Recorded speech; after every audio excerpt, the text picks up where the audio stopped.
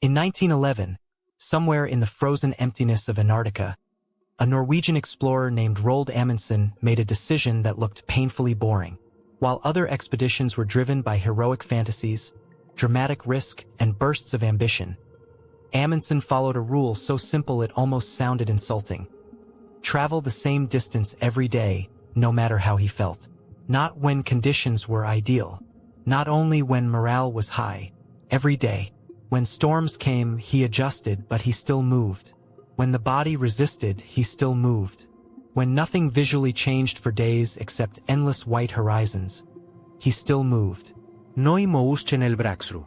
No cinematic moment of inspiration. Just repetition.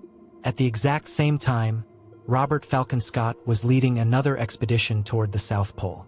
Scott was brilliant, courageous, admired, but his strategy was inconsistent, reactive, emotionally expensive. Some days demanded too much. Other days delivered too little. His progress was less rhythmic, more chaotic, more dependent on circumstances. Amundsen reached the South Pole first. Scott arrived later, exhausted, defeated by the mathematics of inconsistency. On the return journey, Scott and his team died in the ice. History loves to romanticize boldness, talent, courage, and passion. But buried underneath those narratives is something far less glamorous and far more decisive. One man trusted intensity, the other trusted systems stronger than mood. And somewhere inside that difference is an uncomfortable truth most people spend their entire lives avoiding. Not because it is complicated, because it is emotionally offensive. The idea that your future may depend less on how badly you want something, and more on whether you can tolerate doing the same difficult thing again tomorrow. Most people never fail at the beginning. The beginning is seductive. A new routine feels like identity transformation. A fresh notebook feels like intelligence. A gym membership feels like rebirth. A business idea feels like freedom. The first days are filled with emotional anesthesia. Hope numbs friction. You tell yourself this time is different. This time you finally understood. This time you are serious. And for a brief moment it even feels true. But then reality arrives with none of the drama your imagination promised. The alarm rings on a cold morning after poor sleep. The page stays blank. The body is sore. Results are invisible. Progress is insultingly slow. Nobody applauds. Nothing confirms that your effort is worth continuing. And suddenly, what felt meaningful just days ago now feels heavy, mechanical, almost absurd. This is the moment where most personal narratives collapse. Not in crisis, not in catastrophe, but in boredom, in repetition, in emotional flatness. People like to say they are afraid of failure, but much more often, they are afraid of sustained emotional discomfort without immediate meaning. They can survive pain with purpose. What they cannot easily survive is pain without emotional entertainment. No excitement, no novelty, no visible transformation. Just the quiet psychological friction of doing what matters while feeling nothing special. And because this sensation is so underwhelming, so unimpressive, so devoid of drama, the mind creates a convenient lie. Maybe this is not for me. Maybe I lost motivation. Maybe I need a new strategy. But what if none of that is true? What if the moment you interpret as a sign to stop is actually the first honest doorway into change? There is a deeply inconvenient truth hidden inside almost every form of growth. Improvement rarely feels like improvement while it is happening. It feels inefficient, feels repetitive, feels ambiguous. It feels like investing energy into something that refuses to immediately pay you back. Your mind does not naturally interpret this as progress. It interprets it as threat, waste, potential regret. Humans are prediction machines obsessed with reducing uncertainty. We crave evidence that our effort is producing something visible, measurable, emotionally rewarding. When that evidence disappears, internal alarms activate. Why are we still doing this? Where is this going? Is this worth it? These questions do not emerge because you are rationally evaluating your path. They emerge because your nervous system is negotiating for relief, not truth. Relief, faster reward, a cleaner emotional state. an exit, and most people obey this negotiation without ever realizing it is happening. They think they are making decisions. In reality, they are often just escaping sensations, escaping slowness, escaping doubt, escaping the insult of delayed gratification. But what you are about to understand changes the entire architecture of effort. It forces a brutal reinterpretation of why you stop, why you procrastinate, why you abandon, why you keep resetting your life every few weeks. Not because you lack ambition, not because you are incapable, but because you may have built your entire system around one fragile condition: the need to feel good in order to continue. And that dependency is far more expensive than most people can imagine. Imagine for a moment that the obstacle ruining your progress is not external. Not lack of time, not lack of knowledge, not lack of opportunity, not even lack of discipline in the way you were taught to define it. Imagine the real obstacle is far less visible and therefore far more dangerous. A low threshold for discomfort, a silent intolerance for emotional friction, an unconscious contract with yourself that says, "I will continue only while this feels meaningful, stimulating, or rewarding." The moment that contract is broken, behavior collapses. Not because the goal stopped mattering, but because your system was never trained to survive the emotional weather required to reach it.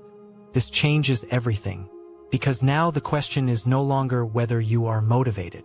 That question was always too shallow. The real question is infinitely more uncomfortable. Who are you when meaning temporarily disappears? Who are you when effort becomes repetitive? Who are you when progress goes silent? When the emotional music stops, do you stop too? Most people have never honestly confronted this, because it is easier to chase better tactics than to examine your relationship with discomfort. Easier to redesign goals than to redesign your nervous system. But somewhere ahead lies an answer that can permanently alter how you experience work, habits, ambition, and self-respect. An answer with an almost offensive simplicity. If motivation is temporary by nature, then what exactly have you been depending on this entire time? In the 1920s, inside a vast industrial complex on the outskirts of Chicago, thousands of workers entered the Western Electric Hawthorne works every day to assemble telephones, switches, and electrical components. It was one of the largest factories in the United States. Mechanical, rhythmic, predictable. Management wanted something deceptively simple: higher productivity. At the time, industrial thinking was obsessed with external conditions. Better lighting, better schedules, better breaks, better wages. Surely human output could be engineered like machinery. Researchers began a series of studies that would later become famous under a single name: the Hawthorne experiments. One early test seemed straightforward. Change the lighting conditions in the workplace and observe whether output changed. Light levels were increased. Productivity improved. This looked promising. Brighter environment, better performance. But then something strange happened. Researchers lowered the lighting. Productivity improved again. That made less sense. Then lighting changed in other ways.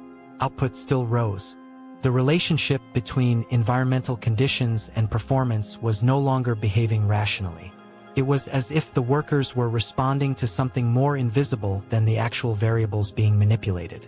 Not brightness, not temperature, not machinery, something psychological, something relational, something far less measurable. The workers knew they were being watched, observed, studied. Their routines were no longer invisible. Someone was paying attention, and that subtle shift was enough to alter behavior. For a while, this detail matters more than it seems, because when people feel seen, selected, or temporarily elevated into significance, performance often changes before character ever does. Behavior can become sharper without identity becoming stronger. And that difference is where many illusions begin. The deeper researchers looked, the stranger the pattern became. Workers placed into smaller test groups often improved performance regardless of which practical variable was being changed. Rest breaks were adjusted. Work hours were modified. Payment structures shifted. Conditions moved in different directions. And yet, productivity frequently rose. Not permanently, not infinitely, but enough to create a puzzle. Why would output improve under multiple contradictory conditions? The simplistic explanation that one specific environmental factor was causing improvement began to collapse. The more unsettling explanation was psychological. Attention itself had become a stimulus. Being chosen for a study changed the emotional meaning of work. Workers were no longer just anonymous parts inside an industrial machine. They had become participants, subjects of interest, people whose behavior mattered enough to be measured. That subtle transformation changed motivation. Not necessarily because work became easier, but because work became emotionally charged. Novelty entered the system. Human beings are far more responsive to altered meaning than altered conditions. The task itself may remain identical, but once wrapped in attention, scrutiny, or significance, it feels temporarily different. More alive, more important, more energizing. This is why many people mistake activation for commitment. A new planner, a fresh environment, public announcement, a new beginning. Suddenly behavior improves, not because deeper systems changed, but because attention has temporarily inflated emotional engagement. This feels powerful, feels like transformation, but stimulation can imitate progress so convincingly that most people never notice the deception. They think they became disciplined. Often, they simply became temporarily activated by change. This is where the real danger hides. Humans are extremely vulnerable to confusing emotional intensity with structural change. Anything that creates novelty can produce a temporary behavioral spike. A new relationship can make you feel emotionally evolved. A new city can make you feel reborn. A motivational speech can make you feel mentally stronger. A new app, a new routine, a new promise to yourself on a Monday morning. All of it can generate energy. And energy is seductive, because energy feels like evidence. You feel focused, you feel sharper, you feel more capable than usual. So you assume something fundamental has shifted. But often, nothing foundational has changed. Only your stimulation level has changed. The Hawthorne findings exposed something deeply uncomfortable about human behavior. People do not only respond to goals, they respond to altered emotional environments. Attention can create compliance. Novelty can create effort. Observation can create temporary discipline. But none of these automatically create internal stability. The system looks stronger than it is, until the emotional charge fades. And it always fades. That is the part most people are unprepared for. Not the beginning, the decline, the moment ordinary reality returns. No observers. No spotlight. No fresh conditions. No saukelagike adrenaline. Just you, the same task, and the absence of stimulation. This is where fantasy and structure separate, where borrowed energy expires, where self-image meets reality. Many people believe they are failing here, but often they are simply encountering themselves without enhancement for the first time. The most dangerous moment in any pursuit is rarely when you feel weak. It is when you feel powerful for the wrong reason. When temporary stimulation convinces you that change has already occurred. When excitement impersonates identity. Because if your consistency is built on attention, novelty, external validation, or emotional charge, then your system is not stable. It is rented, dependent, conditional, and conditions always change. This is why people can appear transformed for days, weeks, sometimes months, only to quietly regress once the emotional architecture supporting behavior disappears. The planner becomes ordinary. The gym becomes familiar. The audience loses interest. The challenge becomes repetitive. Nothing is wrong. This is simply the moment where artificial fuel burns out. And what remains is more honest than motivation has ever been. Can you continue when nothing around you is helping you continue? Can you generate behavior without stimulation? Without being watched? Without the chemical high of a fresh beginning? This is where the comforting lie begins to fracture. Because maybe your problem was never that you lacked motivation. Maybe motivation was simply never designed to carry the weight you forced it to carry. And if what feels like commitment can be manufactured so easily by novelty and attention, then a darker question begins to emerge. What exactly is left of your discipline once all emotional decoration is removed? But what nobody tells you is that this was only the visible layer. What happens when the mind is forced to confront repetition without reward reveals something far more unsettling. Long before modern neuroscience could scan the brain, a German psychologist named Hermann Ebbinghaus locked himself into a far more primitive form of experimentation. He became his own subject. In the late 19th century, Ebbinghaus was obsessed with a question most people never consciously ask, even while suffering from it every day. How fast does the human mind forget? Not emotionally, not philosophically, mechanically. What happens to information after it enters consciousness and begins its silent decay? To answer this, Ebbinghaus designed a brutal system of repetition. He created over 2,000 nonsense syllables, combinations like WID, ZOF, BAK, carefully stripped of emotional meaning so that memory could be studied without interference from association or personal relevance. No poetry, no narrative, no inspiration. Only sterile cognitive labor. He would memorize long lists of these syllables, reciting them again and again, then test himself after different intervals to measure what remained.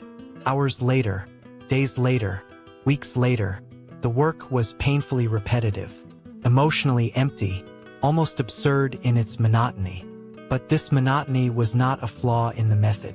It was the method, because if memory could only be strengthened through repetition, then progress itself was structurally tied to returning again and again to what already felt familiar, to what was no longer stimulating, to what the mind had already grown tired of.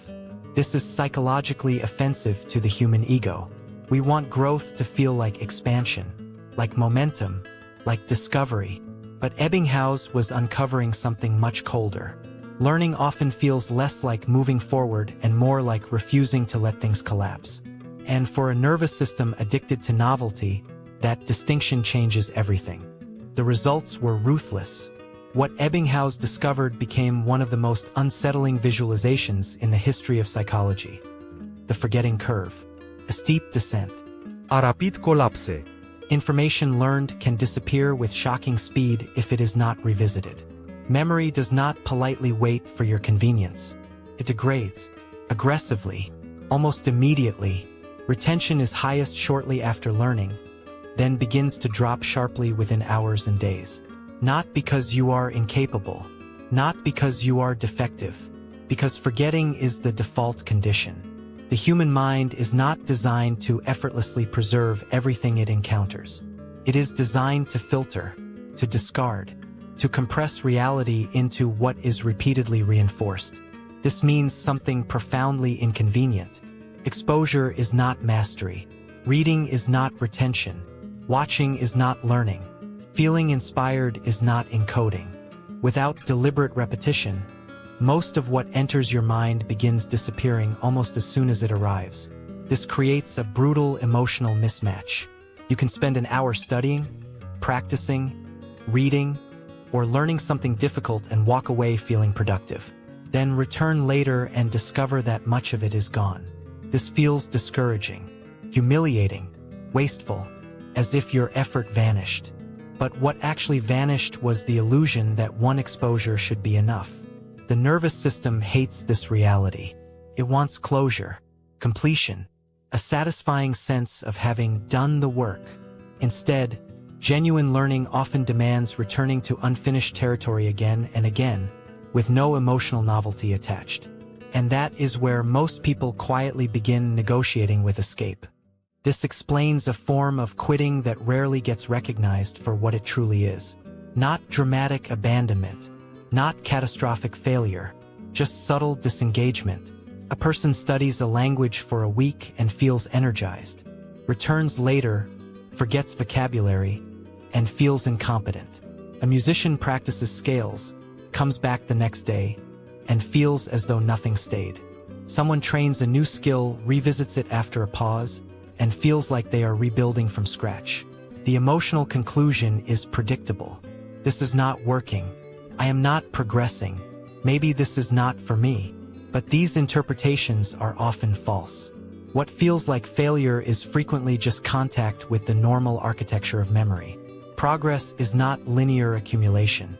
It is repeated reconstruction, a cycle of building, partial loss, rebuilding, reinforcement, again, again, again. This is deeply unsatisfying to anyone expecting emotional momentum, because repetition does not feel heroic. It feels redundant, uninspired, slow, almost insulting. You revisit what you thought you already handled. You reinforce what should, in fantasy, already belong to you. The ego resists this. It wants advancement without maintenance, expansion without review, growth without friction. But Ebbinghaus revealed a merciless truth. Repetition is not evidence that you are behind. It is often the very mechanism by which permanence is built. The tragedy is that many people abandon the process precisely when it begins looking like what real progress actually is. There is a cruel irony hidden inside almost every meaningful pursuit. The very sensations people interpret as signs of stagnation are often built into the mechanics of improvement itself. Boredom, repetition, forgetting, relearning, review. These are not interruptions to growth. They are part of its infrastructure, and yet emotionally, they feel indistinguishable from futility. This is why so many intelligent, ambitious people constantly restart their lives. Not because they lack capacity, but because they are unconsciously chasing a version of progress that remains emotionally entertaining. They want evolution to feel fresh, to feel validating, to feel like continuous upward motion. Reality is colder. Much of meaningful progress is maintenance disguised as monotony, a willingness to revisit, to reinforce, to return, not because it is exciting, but because what is repeated survives. This requires a psychological maturity many people never deliberately build. The ability to continue engaging with what no longer feels rewarding, to stay present inside friction that offers no immediate emotional payment. This is where the fantasy begins to die, and where something far more durable has the chance to begin. But a darker problem remains. Even when people understand this intellectually, something inside them still resists delay, still negotiates for immediate relief, still struggles to wait without emotional compensation. And what that reveals about human behavior is far more uncomfortable than simple boredom. In a quiet room at Stanford University in the late 1960s and early 1970s, a child sat alone at a small table. On the table, a marshmallow. Nothing dramatic, no visible threat. No danger. No complexity. Just one simple proposition delivered by researcher Walter Mischel and his team. You can eat this marshmallow now. Or, if you wait until I return, you can have two. Then the adult left the room. And suddenly, an ordinary piece of candy became the center of an invisible psychological war. The child was left alone with temptation, uncertainty, and time. Not much time by adult standards. But for a child, those minutes stretched into something far more difficult than they appear. A confrontation with internal discomfort. Some children grabbed the marshmallow almost immediately. No hesitación. Impulse 1. Others tried to wait. They squirmed, covered their eyes, turned away, talked to themselves, touched the table, invented distractions. Some smelled the marshmallow without eating it, as if orbiting the edge of surrender. These behaviors looked amusing from the outside, almost innocent, but underneath them was something psychologically profound. This was never simply about sugar. It was about the ability to regulate tension generated by wanting something you cannot immediately have. Desire was not the problem. Every child wanted the reward. The difference was not who wanted it more. It was who could survive wanting it without acting. This is a brutal distinction, because many people spend their entire lives believing success belongs to those with stronger goals, bigger dreams, or clearer vision. But inside that quiet room, a far less glamorous variable was being exposed. Sometimes the decisive skill is not intensity of desire. It is your relationship with the discomfort created by delay. The most revealing part of the experiment was not that children struggled. Struggle was expected. The revealing part was how they struggled. Children who waited were not necessarily calmer. They were often deeply uncomfortable, restless, agitated, visibly negotiating with themselves. But instead of directly confronting temptation, many began altering their relationship to it. They looked away, sang songs, invented games, covered the reward, shifted attention. In psychological terms, they were not suppressing desire through force alone. They were regulating exposure, reducing friction by changing how their mind interacted with the object of desire. This matters enormously, because self-control is often misunderstood as a heroic act of rigid denial. A dramatic internal battle where the stronger mind crushes impulse through sheer force. Reality is less cinematic and far more strategic. The children most capable of waiting often did not stare directly at the marshmallow while suffering nobly. They manipulated their own environment and attention. They made the discomfort more survivable. This reveals an uncomfortable truth about human behavior. Willpower is often overrated, not because it is useless, but because raw resistance is expensive, mentally exhausting, difficult to sustain. A system built entirely on resisting temptation head-on will eventually become fatigued. But altering the conditions of temptation changes the game. This transforms discipline from an act of endless internal warfare into something more intelligent. Not how do I stop wanting this, but how do I make wanting this less psychologically dominant? This is subtle, but the difference is massive. One approach burns energy, the other manages it. Years later, researchers followed many of these children into adolescence and adulthood. The results became culturally famous, though often simplified beyond recognition. Children who were better able to delay gratification tended, on average, to show stronger outcomes across multiple life domains. Academic performance, stress management, behavioral regulation, long-term planning. This did not mean a marshmallow predicted destiny. Human development is more complex than that. Context matters, environment matters, trust matters, family stability matters. But the broader principle remained deeply relevant. The ability to tolerate temporary discomfort in service of future reward appeared to correlate with meaningful long-term advantages. This is where many people misunderstand success. They imagine achievement as a story of ambition, a story of vision, a story of desire. But desire is common. Nearly everyone wants the result: health, freedom, mastery, financial stability, confidence, peace. The scarcity lies elsewhere. In the emotional cost people are willing to endure while the result remains absent. Can you continue investing effort while the reward is still invisible? Can you tolerate the emotional irritation of not getting what you want when you want it? This sounds simple in theory. In practice, it quietly governs enormous portions of human behavior. Dieting, saving money, studying, training, building anything that matures slowly. Again and again, life presents the same invisible test. Not whether you want the outcome, but whether you can emotionally survive the waiting period attached to it. This is where the real fracture appears. Most people do not sabotage themselves because they are incapable of sacrifice. They sabotage themselves because they misread emotional discomfort as informational truth. The moment waiting begins to hurt, they assume something is wrong. The moment gratification is delayed, doubt enters. Maybe this effort is pointless. Maybe this is too slow. Maybe I should pivot, quit, consume something easier, anything to end the friction. But discomfort is often not evidence of error. It is evidence of temporal distance between action and reward, a gap the nervous system experiences as threat, as deprivation, as tension demanding resolution. This is why so much behavior is not organized around long-term outcomes, but around short-term emotional regulation. Relief becomes the hidden reward, not progress, just relief. Eat now, stop now, spend now, escape now. The nervous system receives closure, and the larger goal quietly loses. This dynamic is far more primitive than most people realize, because beneath ambition, logic, and self-image sits a more ancient force, an organism constantly negotiating between immediate comfort and future benefit.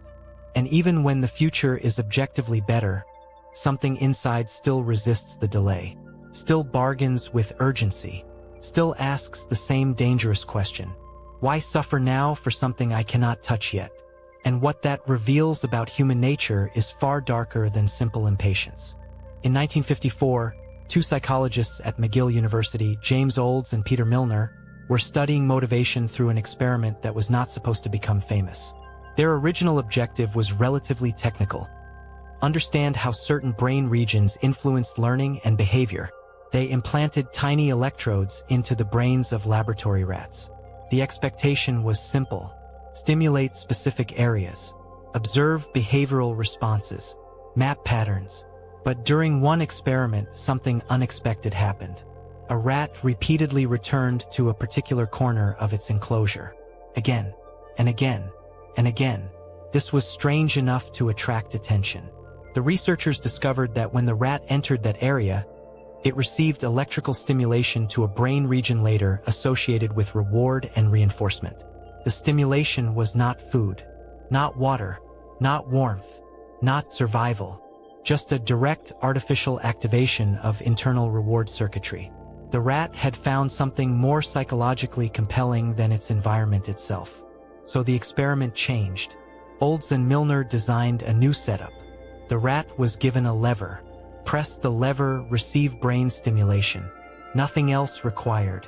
No hunting, no uncertainty, no delay. Action. Reward. Immediate. And what followed was one of the most unsettling demonstrations in behavioral science. The rats began pressing the lever compulsively, hundreds of times, then thousands, over and over, as if trapped inside a behavioral loop from which they could not meaningfully disengage. This was not pursuit of a meaningful objective. It was something more primitive, a closed circuit between action and immediate internal relief, a shortcut, and once discovered, it began dominating behavior with astonishing force. Not because it was rational, but because the nervous system is far older than rationality. The behavior escalated beyond what most people would intuitively expect. The rats did not simply enjoy the stimulation. They prioritized it, relentlessly. In some experimental conditions, animals pressed the lever so frequently that they neglected biologically essential behaviors. Food became secondary. Rest became secondary. Exploration became secondary. The immediate reward loop began overriding broader survival-oriented patterns. This is what made the findings so disturbing. The organism was not optimizing for long-term well-being. It was optimizing for immediate internal reinforcement. The nervous system had effectively found a shortcut to reward, and once that shortcut became available, more adaptive behaviors lost psychological priority. This is not a moral failure. It is architecture, a design feature of reward systems shaped by evolution to pursue what feels relieving, reinforcing, or pleasurable in the short term. Under ordinary circumstances, these systems guide survival. Eat when hungry, rest when tired, seek safety, pursue resources. But when reward becomes artificially concentrated, disconnected from meaningful effort or long-term adaptive value, the system can become hijacked. Behavior narrows. Attention collapses around the source. The future loses influence. This is psychologically revealing far beyond the laboratory, because it suggests something profoundly uncomfortable. An organism does not automatically organize itself around growth. Growth is metabolically expensive, uncertain, delayed, often unpleasant. What the organism naturally seeks first is something simpler: resolution, reward, relief. And if those can be acquired cheaply and immediately, deeper goals begin losing their competitive power. This is where human behavior becomes less mysterious and far less flattering. Much of what people describe as lack of discipline is often better understood as competition between reward systems, not between good and evil, not between ambition and laziness, but between immediate relief and delayed value. The human brain is filled with versions of the same lever: digital stimulation, sugar, impulse purchases, escapist entertainment. social validation, anything capable of delivering a fast change in internal state. A small hit of relief, a brief interruption of discomfort, predictable reward with minimal delay. These mechanisms are powerful precisely because they are efficient. They solve an emotional problem quickly. Bored? Stimulate. Anxious? Distract. Uncertain? Consume. Lonely? Seek validation. The behavior works, at least temporarily. That is why it repeats. Not because it creates meaningful long-term outcomes, but because it successfully modifies present discomfort. This is the deeper problem. Your nervous system often does not ask, what builds the best future? It asks a much simpler question. What changes how I feel right now? And that question is behaviorally dangerous, because the answer is often something immediately available, something frictionless, something requiring almost no tolerance for delay. This creates a brutal asymmetry. Many meaningful pursuits ask for effort now and reward later. Cheap relief reverses the equation. Reward now, cost later, and biologically that transaction can feel irresistible. This is why so many people believe they are making conscious choices when, in reality, they are often just following gradients of least resistance. Not because they are irrational, because they are biologically efficient. The system is constantly scanning for opportunities to reduce discomfort with minimal expenditure. And immediate reward is one of the most effective solutions ever discovered. The terrifying elegance of the Olds and Milner findings is not about rats. It is about what becomes visible when reward is separated from effort, meaning, and long-term consequence. Behavior can become enslaved by what feels good enough, fast enough, often enough, without any requirement that it be useful, or wise, or aligned with future well-being. This is the contradiction many people spend years misunderstanding. They believe they are pursuing pleasure. Often they are pursuing interruption, a break in tension, a momentary anesthesia, a chemical exit from the emotional burden of waiting, uncertainty, effort, or boredom. And the more accessible these exits become, the more difficult it becomes to tolerate the ordinary discomfort required by meaningful growth.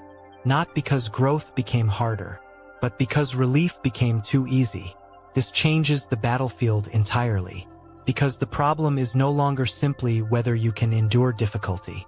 It is whether your system can resist a world engineered to constantly offer escape from it. And what happens when that escape becomes available everywhere is far more destabilizing than most people are willing to admit.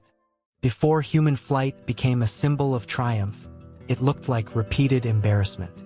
Sand, wind, wood, fabric, failure. On the remote dunes of Kitty Hawk, North Carolina, two bicycle mechanics from Dayton, Ohio spent years doing something that from the outside appeared almost irrational. They kept crashing. Wilbur and Orville Wright were not backed by powerful institutions, government laboratories, or elite scientific status. They ran a modest bicycle shop. Their resources were limited. Their reputation was ordinary. And yet they became obsessed with a problem that had defeated far more credentialed minds: human flight. Beginning in 1900, the brothers repeatedly traveled to Kitty Hawk because of its strong winds, soft sand, and relative isolation, conditions ideal for glider testing and equally ideal for public invisibility. This mattered. Failure is easier to survive when fewer people are watching. Their early gliders did not perform as expected.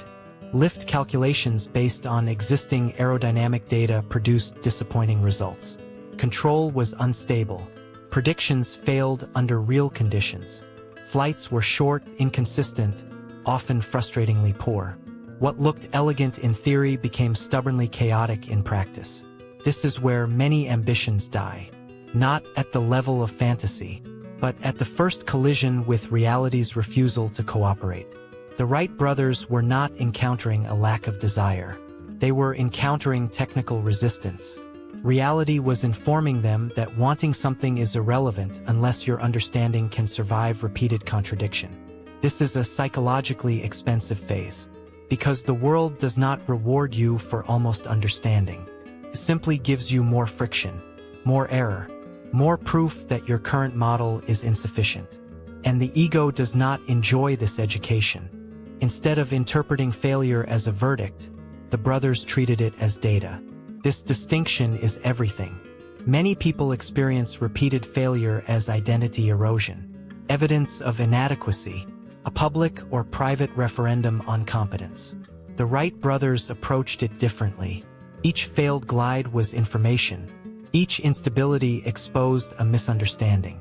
Each crash was a correction mechanism. This did not make the process pleasant.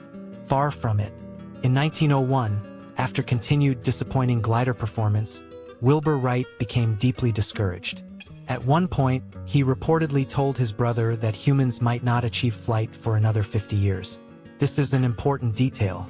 Even the people history later mythologizes as visionaries were not emotionally immune to frustration. They doubted. They fatigued. They reached cognitive exhaustion. But they did not convert emotional discouragement into final conclusion. Instead, they questioned the underlying assumptions. The available aerodynamic tables they had trusted appeared inaccurate. So rather than abandoning the project, they did something less emotionally satisfying and more intellectually painful. They rebuilt their understanding from the ground up. Back in Dayton, they constructed their own wind tunnel and began systematically testing wing shapes and lift coefficients. Hundreds of experiments, measurements, revisions, tiny adjustments invisible to outsiders. No dramatic breakthroughs. No applause. Just technical humility, a willingness to repeatedly admit what we thought we knew was insufficient. This is one of the least glamorous and most necessary skills in mastery. Not confidence, not passion, but sustained tolerance for the humiliation of incomplete understanding. What makes this process psychologically brutal is not merely the presence of failure. It is the nature of the failure. Repetitive, technical, ambiguous, the same category of problem appearing again in slightly different forms. A crash, a miscalculation, control issue, a lift problem, again, and again, and again. This kind of friction rarely produces emotional excitement, produces cognitive fatigue, because novelty fades quickly, leaving only repetition and incremental refinement. There is no heroic sensation attached to debugging reality, only patience, observation, correction. This is where many people sabotage themselves, not because they cannot tolerate effort, but because they cannot tolerate effort that feels unglamorous. They can endure hardship if it feels cinematic, if it feels meaningful, intense, identity-enhancing. But repetitive technical frustration strips effort of emotional theater. It becomes procedural, mechanical, almost boring, and boredom is often interpreted as loss of alignment. Maybe I am not meant for this. Maybe this is a sign. Maybe I should pivot. But often, what feels emotionally dead is simply the operational texture of real skill acquisition. The Wright brothers were not being emotionally rewarded for most of their process. They were being corrected by reality, and correction is rarely flattering. It is a negotiation with error, a slow dismantling of fantasy in exchange for functional truth. This transaction is psychologically expensive, but without it, competence remains imaginary. By December 1903, after years of failed tests, recalculations, broken machines, and iterative redesigns, the brothers achieved what history remembers. Powered flight, 12 seconds, 120 feet. A moment so brief it could almost be dismissed. And yet those 12 seconds rested on an invisible mountain of tolerated frustration. This is the part people rarely internalize. Breakthroughs are often compressed into moments, but the structure beneath them is built from accumulated error, invisible repetition, uncelebrated refinement. There is something deeply offensive to the ego about this. The fantasy of mastery imagines rapid ascent, a clean upward trajectory, but real competence often looks like prolonged confrontation with what is not yet working, a repeated encounter with insufficiency. This is not evidence that you are failing. It may be evidence that you are finally in contact with reality. And reality does not reward emotional preference. It rewards adaptation, correction, persistence under informational friction. The Wright brothers did not eliminate frustration from the process. They survived enough of it to become accurate. That distinction matters, because many people are not defeated by complexity itself. They are defeated by the emotional interpretation of complexity. They mistake friction for futility, resistance for impossibility. And if repeated error is not a signal to stop but a condition of becoming competent, then a more unsettling question emerges. What else have you abandoned simply because reality refused to flatter you quickly enough? There is a fantasy people like to protect, that the highest performers are powered by some endless internal fire. A permanent emotional engine.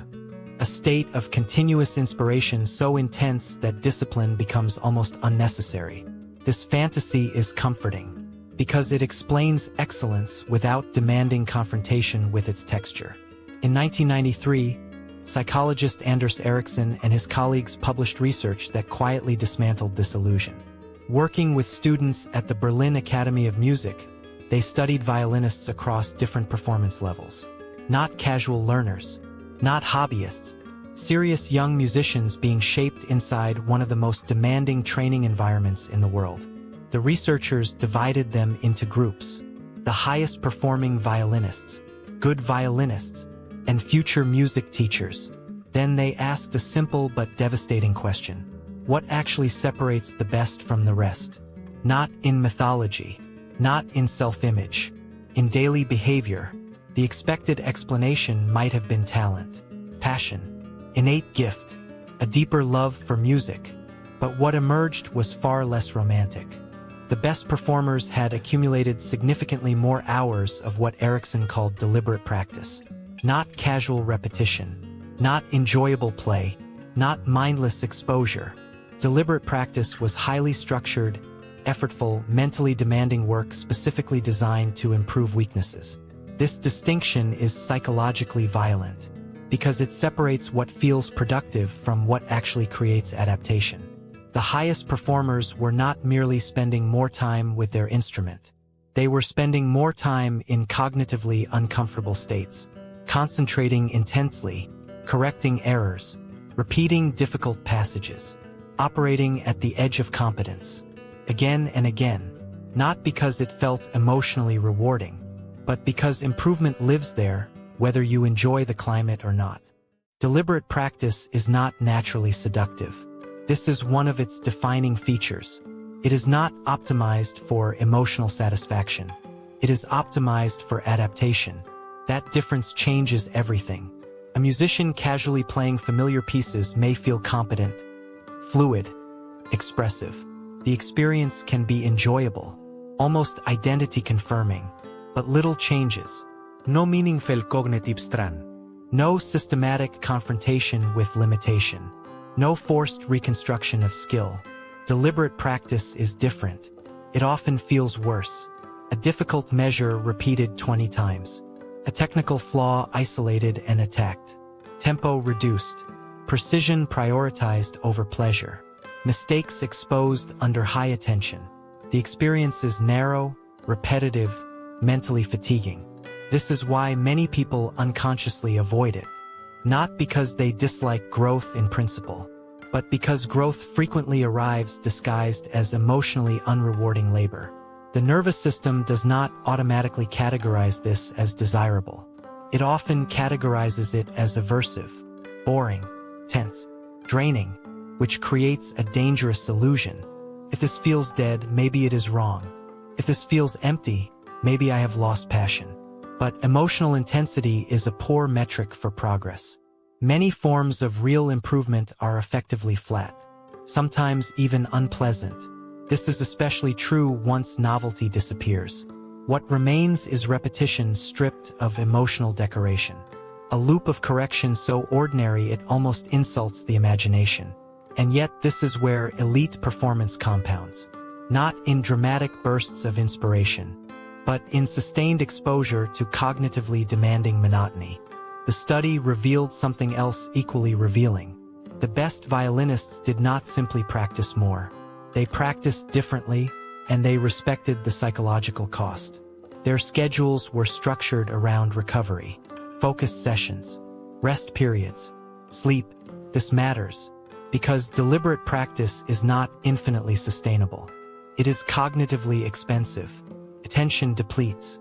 Mental accuracy declines. Fatigue accumulates. This means mastery is not built through endless heroic grinding. It is built through repeated contact with high-quality strain, controlled discomfort, intentional exhaustion followed by restoration.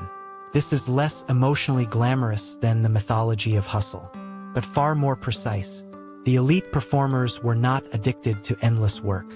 They were strategically exposing themselves to mentally draining effort with consistency, again and again, over years, not because every session felt meaningful, but because adaptation emerges from cumulative strain intelligently managed over time. This is deeply counterintuitive. People often believe progress should feel increasingly validating, a reinforcing upward emotional experience. But advanced skill acquisition often feels the opposite. The better you become, the more refined your awareness of error becomes, which means the experience can become even less emotionally satisfying. You notice more flaws, smaller inaccuracies, finer imperfections. Competence sharpens perception, and sharper perception often increases dissatisfaction. This is not regression. It is precision becoming more expensive. This is where many people quietly abandon mastery, not because they are incapable, but because they expected the emotional experience of progress to remain rewarding. They believed improvement would continue to feel energizing, identity-affirming, emotionally rich. Instead, it often becomes narrower, more technical, more repetitive, more mentally expensive, and paradoxically, less emotionally exciting. This creates a silent psychological rupture. The fantasy says, if I love this enough, it should continue to feel alive. Reality replies with something colder.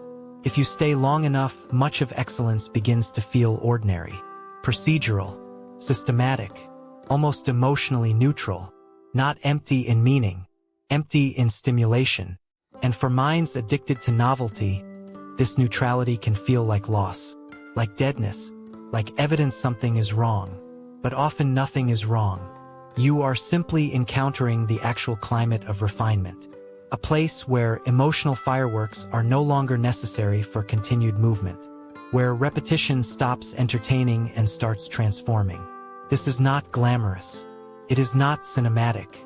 It does not flatter identity, but it quietly separates fascination from devotion, interest from commitment, curiosity from craft. And what most people call lost motivation may simply be their first honest contact with the emotional texture of mastery. What happens after that contact determines far more than talent ever could. There are forms of discomfort so prolonged that they begin eroding more than the body. They begin testing identity itself. In 1914, Ernest Shackleton departed with the Imperial Transantarctic Expedition aboard a ship named Endurance. The mission was ambitious almost to the point of absurdity. Cross Antarctica by land, a feat never accomplished. The name of the ship would later feel almost prophetic, not because it guaranteed success, but because endurance itself would become the only currency left. Before the expedition could even begin its intended crossing, catastrophe arrived. In January 1915, the Endurance became trapped in pack ice in the Weddell Sea. At first, there was still hope. Perhaps the ice would shift. Perhaps the ship would break free. Perhaps movement would resume. Instead, the ice tightened. Pressure increased. Month after month, the vessel remained immobilized. A ship built for exploration became a prison. Time changed texture. Forward progress disappeared. Plans dissolved. Purpose became suspended inside frozen uncertainty. This is psychologically corrosive. Humans tolerate hardship more effectively when suffering appears directional. Pain feels metabolizable when attached to movement. But immobilized suffering is different. No visible advancement. No immediate resolution. Just prolonged exposure to discomfort without evidence of progress. Eventually, the ice pressure crushed the ship. Wood splintered. The hull buckled. The Endurance was lost. The crew watched as the physical structure carrying their mission disappeared into destruction. In a single sequence of events, external certainty collapsed. Not just logistics, meaning, direction, expectation. What remained was not adventure, not glory, only an uncomfortable question stripped to its rawest form. Who are you when the future you organized your identity around no longer exists? After the ship was crushed, the men camped directly on drifting ice. No mission remained, only survival. This shift is psychologically violent. A human mind can endure astonishing hardship when identity remains coherent, when suffering still serves a recognizable narrative. But here, the original story was dead. There would be no Antarctic crossing, no achievement, no historic completion of intended purpose. Only uncertainty, cold, scarcity, waiting, and a slow confrontation with the possibility of permanent entrapment.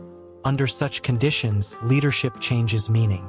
It is no longer about inspiration, not charisma, not strategic brilliance in pursuit of expansion. It becomes emotional regulation under environmental hostility. Shackleton understood something many leaders fail to grasp. Morale is infrastructure. He monitored emotional states obsessively, maintained routines, distributed tasks, controlled interpersonal tension, protected optimism without denying reality. He knew that collapse rarely begins physically. It often begins psychologically, a breakdown in meaning, a fracture in collective emotional stability. The environment was already hostile enough. If the mind joined the environment, destruction accelerated. This is why Shackleton prioritized small rituals, shared meals, movement, conversation, order. Not because these were trivial comforts, but because structure protects identity when external reality becomes chaotic. Without psychological structure, prolonged discomfort mutates. Time expands, helplessness accumulates, despair begins colonizing attention. And once despair becomes the dominant interpretive lens, the environment no longer needs to defeat you. You begin cooperating with defeat yourself. The ordeal continued for nearly 2 years. Not days, not weeks. Years of instability, deprivation, and extreme uncertainty. This is what makes the endurance expedition so psychologically revealing. Acute hardship is one challenge. Prolonged ambiguity is another. A crisis with a visible endpoint can be endured through compression of effort. But what happens when there is no known timeline? No clear resolution? No guarantee that current suffering will ever produce relief? This is where identity is no longer inherited from goals. It must be generated internally, repeatedly, under pressure, without external validation, without milestones, without obvious progress. The crew survived drifting ice, exposure, and eventually an open boat journey across brutal seas, including Shackleton's near-impossible voyage to South Georgia to seek rescue. These acts are often remembered as heroic logistics. But beneath logistics was something more fundamental: emotional containment, a refusal to let internal collapse outrun external danger. This is easy to romanticize from historical distance, harder to understand as psychological reality. Most people do not lose themselves only through catastrophe. They lose themselves through duration, through enough repeated uncertainty that old identities can no longer stabilize behavior. The original map dissolves, and without a new one, drift begins. Not only geographically, internally. This is where adversity becomes developmental. Not because suffering is inherently noble, but because prolonged discomfort reveals whether your identity depends entirely on favorable conditions. When Shackleton finally secured rescue, every member of the Endurance crew survived. An extraordinary outcome given the scale of disaster. History often frames this as triumph. And externally it was. But psychologically, the deeper lesson is more uncomfortable. Identity is not built primarily during comfort. Comfort reveals preferences. Adversity reveals architecture. Who you are when routines work, plans hold, and conditions cooperate is only partial information. The more consequential question is what remains when those supports collapse. When the timeline disappears. When outcomes become unknowable. when progress is suspended, when external structure is removed and discomfort becomes ambient. This is where many identities begin disintegrating, not because the individual is weak, but because much of what they called self was outsourced to stability, predictability, forward movement, environmental reassurance. Take those away and the system enters exposure. Shackleton's expedition demonstrates something almost brutal in its clarity. Leadership, resilience, and identity are not abstract personality traits waiting passively inside you. They are behaviors repeatedly enacted under pressure. Stabilizing functions performed amid uncertainty. A structure maintained while conditions actively oppose it. This means something unsettling. You do not fully know the strength of your identity by observing yourself in favorable seasons. You discover its architecture in extended contact with discomfort. And what prolonged uncertainty extracts from a person can be far more revealing than any success story they tell about themselves. By the time new cadets arrive at West Point, they have already survived filters that eliminate most applicants. Academic excellence, physical competence, leadership records, recommendations, discipline histories. These are not random candidates. They are, by almost every conventional metric, high performers. And yet every year some of them quit. Not eventually, not after years of accumulated struggle. Early, during an infamous initiation period known as Beast Barracks. 6 weeks of intense military training designed to dismantle civilian habits and accelerate adaptation into military life. Rigid schedules, sleep deprivation, physical exhaustion, constant evaluation, minimal comfort, maximal structure. The environment is not ambiguous. Its demands are clear. The standards are explicit. And still, some cadets leave. This interested psychologist Angela Duckworth. Beginning in the early 2000s, Duckworth studied what predicted persistence and completion under demanding conditions. A simple but psychologically loaded question emerged. What allows some people to remain committed after the initial emotional charge disappears? At West Point, excitement arrives easily. Prestige is intoxicating. Admission is validating. Identity expansion is immediate. But these emotional advantages have short half-lives. Very quickly, novelty is replaced by fatigue. Status is replaced by strain. Anticipation is replaced by operational reality. And this is where the true sorting mechanism begins. Not who begins with intensity, but who remains after intensity becomes irrelevant. Duckworth found something quietly disruptive. Traditional predictors such as intelligence, physical aptitude, and other achievement metrics did not fully explain who persisted. Something else was operating beneath visible talent. A more behaviorally durable variable. The ability to continue investing in a long-term goal after emotional reinforcement declines. Duckworth called this variable grit, a term that would later become culturally popular, often oversimplified. But its original formulation was precise. Grit was not blind stubbornness, not raw endurance detached from purpose. It was defined as passion and perseverance for long-term goals. Not passion as emotional excitement, a more stable orientation, a durable commitment to something that outlives mood fluctuation. This distinction matters enormously because many people confuse intensity with seriousness. They believe powerful initial emotion is evidence of meaningful commitment. Excitement feels like proof, certainty, momentum, but emotional intensity is volatile. It spikes, then fades, often quickly.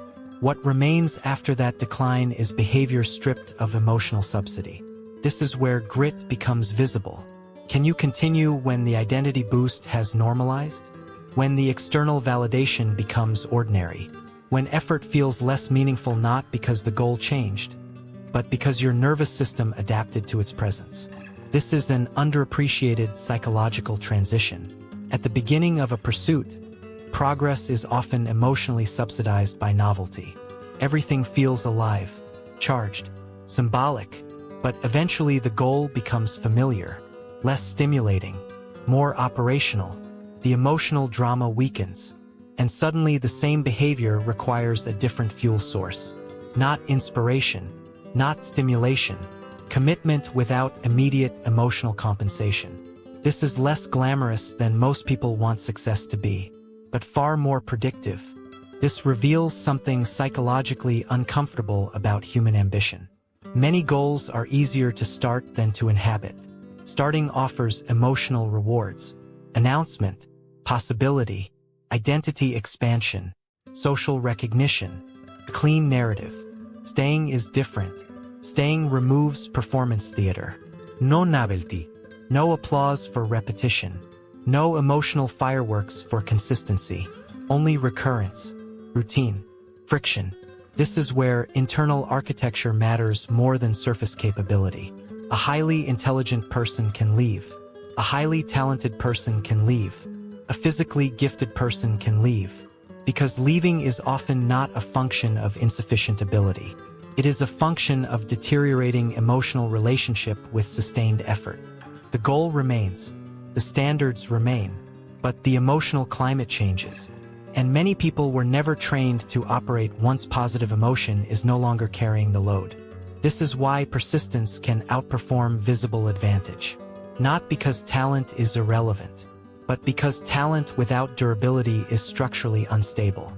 A powerful engine with insufficient fuel reserves.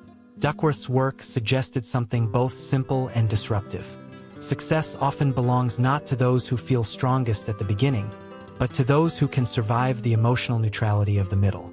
The long stretch where little feels cinematic. Where progress becomes difficult to feel in real time, where quitting can be rationalized in language that sounds intelligent, self-aware, even strategic. But beneath the narrative is often something much simpler, an unwillingness to remain once the experience stops emotionally rewarding the self. This is the real skill hidden beneath nearly every meaningful pursuit. Not beginning, not even wanting, staying. Remaining in contact with a chosen direction long after the emotional ecosystem that made it exciting has decayed. This sounds deceptively simple. In practice, it is psychologically rare, because the modern environment constantly trains the opposite. Rapid stimulation. Frequent novelty, easy emotional refresh, fast abandonment with immediate alternatives. Under these conditions, commitment begins to feel almost unnatural. Not because humans are incapable of it, but because everything surrounding them rewards mobility over endurance, attention over devotion, change over continuation. Duckworth's research points toward a conclusion many people resist. Your future may depend less on discovering the perfect goal and more on becoming the kind of person who can remain after imperfection inevitably appears. After boredom, after fatigue, after disillusionment, after emotional weather shifts. This is not romantic. It is operational, a behavioral technology more valuable than bursts of intensity. Because intensity is easy. Intensity is often chemically free. Staying is expensive. It asks for emotional self-governance in the absence of stimulation. And very few people realize this until they are forced to confront an uncomfortable pattern in their own lives. Not that they lack talent. Not that they lacked opportunity, but that again and again, they abandoned themselves at the exact moment things stopped feeling alive. There is a quiet form of self-betrayal that rarely gets named. It does not look dramatic. It does not announce itself like catastrophe. It arrives disguised as harmless negotiation. Tomorrow, later, when I feel more clear, when conditions improve, when motivation returns. This language feels rational, measured, responsible, but often it is simply avoidance wearing formal clothes, a sophisticated refusal to remain in contact with discomfort. Humans are exceptionally skilled at manufacturing narratives that protect immediate emotional comfort, not because they are dishonest, because the nervous system is conservative, privileges safety, familiarity, and energy preservation. It prefers closure over uncertainty, relief over tension, predictable pain over ambiguous growth. This is why people can sabotage themselves while feeling internally justified. The conscious mind produces explanation. The deeper system protects regulation. And together they create a dangerous illusion that you are making thoughtful decisions when in reality you are simply obeying the emotional gravity of the present moment. This is rarely visible while it is happening. Feels reasonable, even wise, until years accumulate, and patterns begin revealing themselves with uncomfortable precision. Projects repeatedly abandoned at the same emotional threshold. Conversations avoided at the same point of vulnerability. Goals deserted once they become operational instead of symbolic. Not because life is uniquely unfair. Not because destiny selected you for friction. But because discomfort kept winning negotiations you never realized were negotiations. Most people imagine transformation as addition, a new system, a better routine, a more optimized mindset, an upgraded version of the self. This is only partially true. Real transformation is often subtractive. Not gaining something, losing dependencies, losing the requirement that progress must feel exciting, losing the belief that confidence must precede action, losing the demand that meaning always arrive emotionally packaged. This is less inspiring than self-improvement culture likes to advertise, but more honest. Much of adulthood is a process of emotional deromanticization, seeing clearly what actually governs behavior, not ideals, not aspirations, not identity statements. Behavior is governed by what you are willing to repeatedly tolerate. That is the hidden metric, not what you admire, not what you intend, what you can emotionally remain inside without fleeing. This is difficult to accept, because it removes the fantasy that life changes through occasional moments of internal revelation. A powerful insight can alter perception, but perception alone does not reorganize existence. Repeated, tolerated discomfort does. This is mechanically brutal, almost offensively simple, and therefore easy to resist. People want complexity because complexity preserves mystery. Mystery preserves hope that change can happen without prolonged friction. But the system is less poetic than that. You become what your nervous system stops treating as an emergency. This creates a confrontation most people postpone indefinitely. If your life repeatedly narrows around comfort, your future also narrows around comfort. Not as punishment, as architecture. Every avoided discomfort reinforces a behavioral corridor. Every escape strengthens preference for immediate regulation. Over time, choices begin shrinking invisibly. Not because options disappear externally, because internal tolerance remains underdeveloped. You start building a life calibrated around what does not disturb you. This can look stable from the outside, functional, reasonable, even successful, but internally a subtle fragility grows. À dépendance ou favorable condition. A need for emotional smoothness, a reduced capacity to metabolize friction without destabilization. This is one of the most expensive invisible costs a person can accumulate, because life does not negotiate around your preferred emotional temperature. Relationships introduce uncertainty. Work introduces repetition. Ambition introduces failure. Aging introduces loss.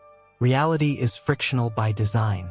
And the more your identity depends on avoiding friction, the more existence itself begins feeling like an attack. Not because the world became hostile, because you built insufficient tolerance for its baseline texture. This is not tragedy. It is calibration, and calibration can be changed, but only through direct contact with the very experiences the system keeps trying to avoid. At some point, every person is confronted by the same unembellished decision. Not once, repeatedly. Will you continue organizing your behavior around what feels immediately relieving, or around what creates a wider future? This is not a motivational question. It is structural. One path optimizes present comfort. The other expands future capacity. They often feel incompatible in the moment, which is why the decision rarely feels heroic. Feels small, unremarkable, private. A morning you continue anyway. A difficult conversation you do not postpone. A repetition you complete without emotional ceremony. A period of uncertainty you do not anesthetize. This is how lives quietly diverge. Not through dramatic declarations. Through thousands of mundane votes cast under emotional friction. No audience. No applause. Just repeated behavioral evidence of what governs you. And eventually, the consequences compound into identity. Not the identity you describe, the identity you have behaviorally rehearsed into existence. There is no clean separation between your habits and your future self. No magical border where avoidance stops billing you. Every moment of tolerated discomfort is a brick. Every retreat is also a brick. You are always constructing, whether consciously or not. And in the end, your life is rarely shaped by what you wanted most. It is shaped by what you were willing to stay with when wanting was no longer enough.